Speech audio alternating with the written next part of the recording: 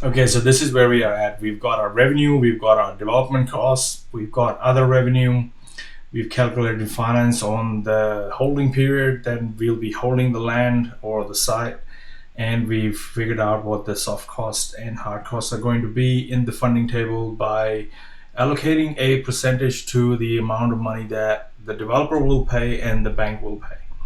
So let's close this out. So we now have our funding options. So let's zoom this and so that we know where we are at. So I'll just open that up, this table up as well, because we'll be referring back to it. So this is where we are at. We're looking at our funding options. So this is the section that we are looking at. So we've got Banks TDC. So this is what we are calculating as Banks TDC, which is the total development cost that the bank would consider or your lender would consider. And that gives us that amount right here. Then we've got our Project TDC, which is the total cost that we know that will be incurred in here. And then we have a Project GRV, which is the total sales value for that project, whatever that project is going to be. So we've got our sale value for when we sell all the units, that's what it will be, because there are lenders who will lend you. So if you go to any top mainstream banks, which are very straightforward, these are the kind of projects we do and we don't take risk and so on.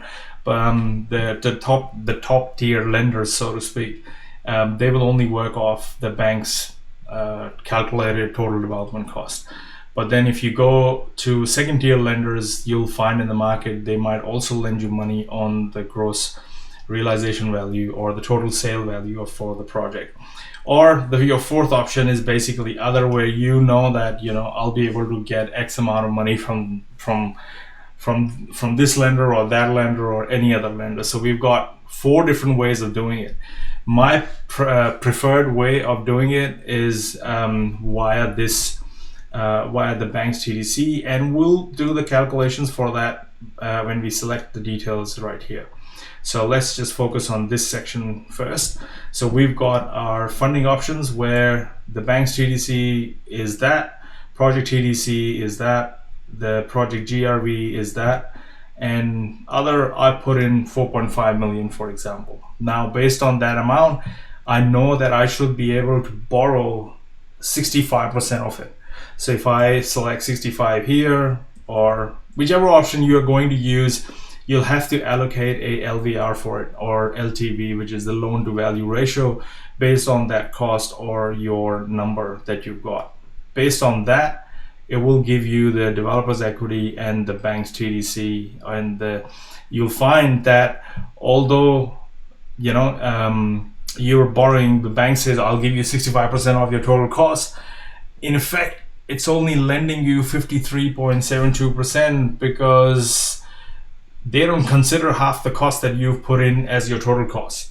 So this is very important to understand that. So this is where people get caught out, and this is how I've seen numerous developers calculate it and get this thing wrong, is by thinking that I'll be able to borrow 70% of the total cost and that is my total cost. And but when you actually come around to getting your funding table sorted, and this is where I've seen a lot of people don't understand this concept, but all major banks will have a funding table. They'll break everything down, and then you can distribute what's a soft cost, what's not, and you'll be able to get an LVR against that. So when it's 3.1 million, let's call it 3.2 million, for example, when the bank's only lending you that amount, and you can only borrow 65% off that amount, that means you'll be putting in extra money.